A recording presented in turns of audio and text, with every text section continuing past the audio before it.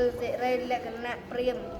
មានដំណាលថាក្នុងក្រុងសាវត្ថីព្រាហ្មណ៍ម្នាក់ឈ្មោះសិរីលក្ខណៈចេះត្បួញលើសិរីថ្ងៃមួយព្រាននោះគិតថាអនាថបិណ្ឌសេដ្ឋីកាលដើរពីដើមជាទ័ពក្រឡាំងលំបាកណាស់ឥឡូវនេះមានឡើងឋានៈជាមហាសេដ្ឋីមានទ្រព្យច្រើនព្រោះគាត់មានសិរីព្រោះអញទៅលួចយកសិរីគាត់គិតដូច្នោះហើយក៏ទៅផ្ទះសេដ្ឋីមួយរំពេចសេដ្ឋីទទួលដោយរាក់ទាក់ហើយសួរថាអ្នកអញ្ជើញមកមានការអ្វីព្រាននោះជ្រាបខំប្រឹងរកមើលសិរីស្ថិតនៅទីណាលុះដឹងថានៅលើហឹងមន់គុកក៏ឆ្លើយថាបបិទ្ធសេដ្ឋីខ្ញុំការមកដើរបន្តិចព្រោះខ្ញុំជាអ្នកបង្រៀនមុនមាននប់500នាក់ត្រូវការរោគមន់រងាវត្រូវការលឺមាត់មន់របស់លោករងាវត្រូវការហេតុនេះសូមលោកឲ្យមន់នេះមកខ្ញុំសេដ្ឋីនិយាយថាមនាលព្រានអ្នកចូលរោគចុះគួរអញ្ជើញណាស់អស្ចារ្យណាស់សេដ្ឋីគ្រាន់តែហាមាត់ថាឲ្យយកចុះប៉ុណ្ណឹងសេរីក៏ឃ្លាតចេញអំពីធ្នើមន់មួយរំពេចទៅស្ថិតនៅលើកែវមុនីដែលសេដ្ឋីដាក់លើក្បាលដំណេក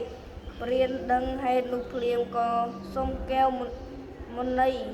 ទៀតក្នុងឋានៈដែលសេដ្ឋីថាយកចុះដូច្នេះសេរីក៏ឃ្លាតចេញអំពីកែវមុនី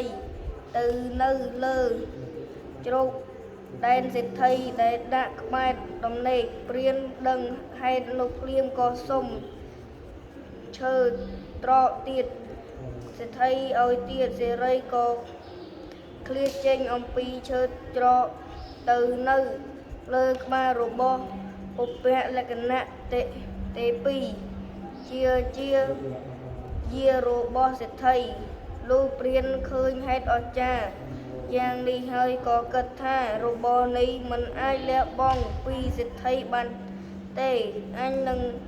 អាចសូមបានឡើយទើបនិយាយប្រាសេដ្ឋីបានតាមត្រង់ថាខ្ញុំមិនអាចលួចសិរីរបស់លោកបានទេព្រោះហេតុនេះសិរីអាចស្ថិតនៅបានតែលើមនុស្សមានបុណ្យតាមពិតសិរីគឺសម្បត្តិរបស់បុណ្យលើថាកម្លាំងរបស់បុណ្យបើបុគ្គលឥតមានបុណ្យហើយសិរីនោះក៏គ្មានដែរបានជាព្រះសម្មាសម្ពុទ្ធទ្រង់សម្ដែងបានក្នុងសិរីចោលជាដកតិកៈបាថាសេចក្តីពួកជនអ្នកមានបុណ្យទោះមានសិល្បៈក្តីគ្មានខ្វល់ខ្វាយប្រមូលនៅទ្រព្យច្រើនឯណាអ្នកមានបុណ្យនឹងតែបរិភោគប្រើប្រាស់នៅទ្រព្យច្រើននោះភោជនៈទាំងឡាយច្រើនតែរំលងនៅពួកសត្វដតីកើតចំពោះតែបុគ្គលមានបុណ្យធ្វើហើយកើតក្នុងទីអន្លើយទោះបីក្នុងទីដែលមិនគួរក៏ធ្វើមានដែរ